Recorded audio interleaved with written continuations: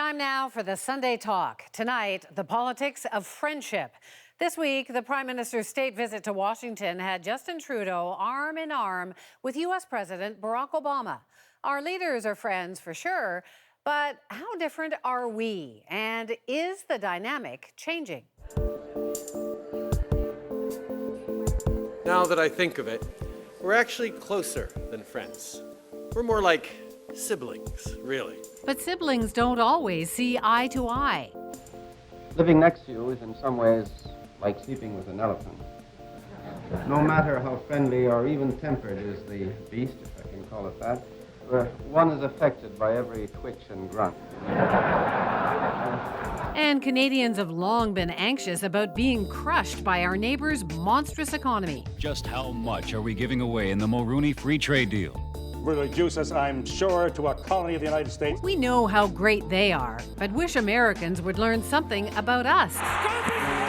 Anything, even for, those minor details. Question from Canada. What about it?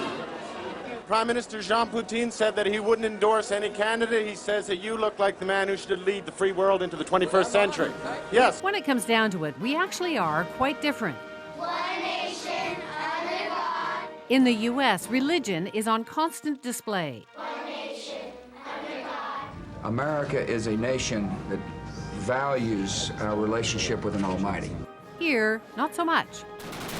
We have different attitudes about war, about guns, too. The right of the people to keep and bear arms shall not be infringed. And when it comes to immigration issues, the headlines couldn't be more different. Donald J. Trump is calling for a total and complete shutdown of Muslims entering the United States. We believe that the federal government should immediately expand to 25,000 the number of refugees that it commits to accept. But this week, the emphasis was on what we have in common. I'm joined now by our panelists. Tasha Keratin is a columnist with the National Post and iPolitics. Supriya Dwivedi is a political commentator and columnist for Sun Media. And Michael Adams is a pollster who wrote a book on Canada and the U.S. called Fire and Ice. Well, now that we're so cool, Tasha, do you think we have more power south of the border? I mean, they're celebrity obsessed. We have a celebrity PM now.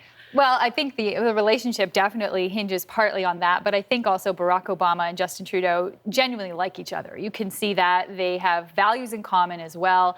The progressive element, I think, is something that Barack Obama is trying to pass a torch to a new leader who could carry it, and knowing he's leaving office, as you said, in a few months. And Justin Trudeau does definitely hold that light up in terms of refugees and other values that you mentioned. But I think that we've had good relations in the past as well and accomplished things. I would think of Brian Mulroney and Ronald Reagan, for example, issues of acid rain, free trade. So in this case, here's hoping the softwood lumber deal gets renegotiated before Barack Obama leaves office. That's my hope. Supriya, big change after this week? We're way more powerful now? I think people definitely notice us on a scale that they haven't necessarily noticed us before. Probably Trudeau Sr., I would think, having a PM with so much celebrity, so much gravitas, so much appeal, I think, outside of our own borders, I think is really interesting. But I think ultimately, we do have a very long friendship with the U.S., and I don't know if this one bromance, and I'm going to call it a bromance instead of a friendship, between President Obama and Prime Minister Trudeau is anything that will create much substantive difference, let's say. I think we have common goals. They are our largest trading partner, and the U.S. knows that too. And I think even with a Republican administration, even though the bromance may not be there, and they may not have those sort of similar ideological, traits that Tasha was mentioning, I think ultimately the U.S. also knows that Canada, we have big economic and trading ties, and that runs deep. So speaking of focusing on differences now, the Americans are going through such a nasty, Republicans in particular, going through a nasty political campaign right now. Could that ever happen here? The closest we've seen to anything like that was actually the free trade debate. You did actually see some violence in that election in 1988, but nothing like this. And I think that what you're seeing with Donald Trump is a very particular phenomenon. The aggressivity in his tone is something we don't usually see in our politics. I don't think it is, not to stereotype us as kinder and gentler, but we are more, I would say, pacifist in terms of the way we approach politics. Violence isn't really part of our tradition at all. Do you see that kind of tone ever coming here, or that kind of leader ever succeeding Well, here? it would have the leader would have to be someone who is reflecting what's out there in the public and those sentiments. And those sentiments are on the increase in the United States. The fear of the other. But what about here? Do you see that coming here? Or are we really different? We're different because we're not a Darwinistic society where every man for himself and so on. We're a society in which we compromise, we go halfway, we have a social welfare state. The bottom fifth of our population is infinitely better off than the bottom fifth in the United States. So there just isn't that seething sense of resentment against the rich or against others. Our attitude to immigrants and people who are different is to go halfway, to be empathetic. That's the Canadian way and so on. Whereas down there, if you have a fight to see who's right, and they've had lots of fights, and they're armed. I also think it helps having three major parties. So having the Conservatives, the Liberals, and the NDP, it's hard to get so polarized as you see in the U.S. You know, it's not just one of two parties, and I think that definitely helps our own rhetoric. And speaking just to whether a Donald Trump-like character could be here, we sort of had the original Donald Trump, which was Rob Ford to a degree. But, you know, and even Rob Ford, I think, is somewhat of an unfair comparison because even though, yes, he was a populist and did appeal to a certain kind of disengaged anger, I don't think it's, you know, analogous or even comparable on the scale of what we're seeing in the United States right now with Trump. Yeah, Rob Ford never promised to build a wall between Etobicoke and the rest of the 905. Exactly. And I mean, you know, he also putting aside all of his you know, issues with substances and much of what he said then, Donald Trump, for all we know, is saying this completely sober and is, you know, has full control of all of his faculties. Lots of comments about Mexicans and about refugees here, very different tone as we saw in our setup piece. But Michael, it used to be we talked about the difference between the melting pot versus the mosaic. That's Well, it never was true. I mean, we're the mosaic. We embraced multiculturalism in 1971, and then we put it in the Constitution in '82. We had the Act in '88, passed by a progressive conservative government, the Multicultural Act. Now we're on to diversity. We're beyond multicultural. We're going halfway to accommodate everybody in this country. Very different sort of thing. They talk about a melting pot, but they haven't melted. Only at the very top. In Manhattan or in Silicon Valley, do they not care what your background is? But as you go down the socioeconomic scale, it's fragmented. People hate each other of a different demographic or of a different way of thinking about something. And we don't have anything like that in this country. So they actually never did become they aspired to be a melting pot, but they are actually becoming less and less of achieving the aspiration that they're all going to blend together.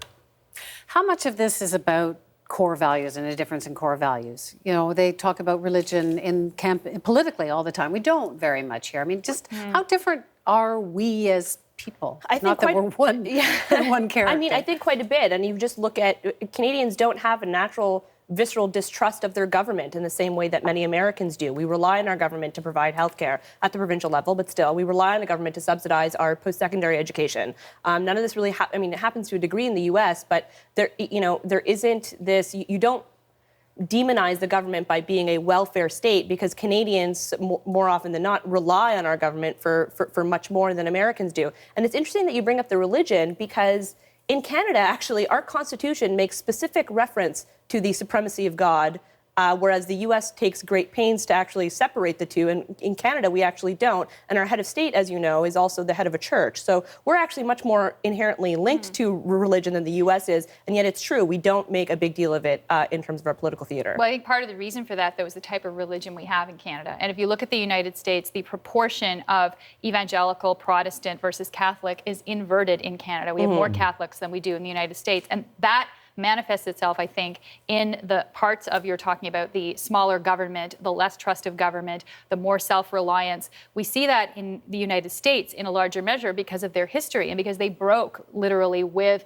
England. They were rebellious as a nation, and that has transcended, you know, even to this day, I think, that piece of we must not trust government. In Canada, we do have a lot of people who also don't trust government, but they're not as many. And that goes to also the religion and the aspects that you have. Quebec, a predominantly Catholic province that is much more statist. And that goes the holdover from Europe right there. Sure.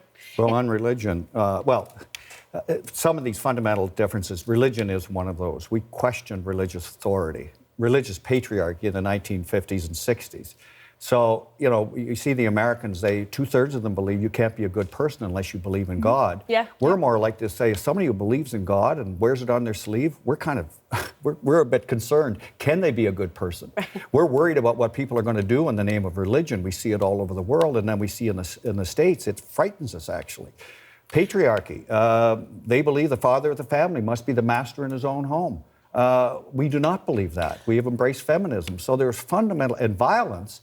And the state, violence is normative in America, and there's a lot of them who believe that you use it to get what you want. I think Sanders supporters would argue with that, though, in the sense that, and again, we can't talk about America as monolithic. I think it's a question of what dominates the popular discourse. And I think that there are definitely currents of feminism, I mean, huge currents of feminism in the United States, but they would tend to be one side of the equation, not the dominant. Right. Culture. Well, it would be lovely if we could get to the bottom of what makes us different and exactly what will happen in our future relationship. But I think it's a complicated relationship that'll continue to be. Thank you all for your thoughts tonight.